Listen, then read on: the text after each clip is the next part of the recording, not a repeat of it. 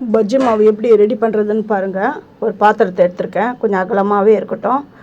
1 cup கடலை மாவு. இந்த கடலை மாவு வந்து வீட்டிலே கடலை பருப்பை நல்லா வாஷ் பண்ணி காய வச்சு அரைச்சி எடுத்துன்னு வந்த கடலை மாவு தான் இது.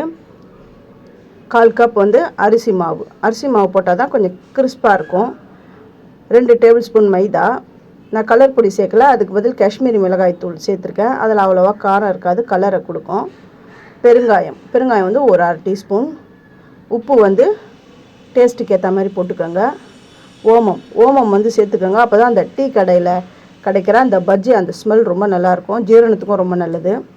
ஜீரகப்பொடி வந்து ஒரு 1/2 ஸ்பூன் சேர்த்துக்கிறேன். ஒரு குழிக்கரண்டி சூடான எண்ணெய் விட்டுருக்கேன். எண்ணெய் விட்டு உடனே கை விட்டுடாதீங்க, கொஞ்சம் பொறுத்து அந்த எண்ணெய் எல்லா இடத்துலையும் பரவுற அளவுக்கு இந்த 5 விரலால் அப்படியே தேய்ச்சி விடுங்க. அதுக்கப்புறம் கொஞ்சம் கொஞ்சமாக தண்ணி விடுங்க. நிறைய தண்ணி விட்டுறக்கூடாது, கொஞ்சம் கொஞ்சமாக விட்டு அப்படி கரைச்சிக்கோங்க. நல்லா அந்த தோசை மாவு பதம் வரும் இல்லையா, அந்த அளவுக்கு கரைச்சிக்கோங்க.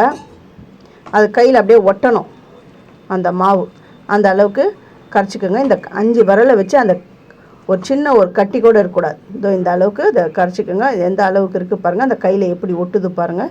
இந்த மாதிரி கரைச்சிக்கோங்க. கரைச்சிட்டு நான் வந்து கலர் பொடியும் சேர்க்கல, சோடா உப்பும் சேர்க்கல. இதிலே சூப்பராக பஜ்ஜி வரும்.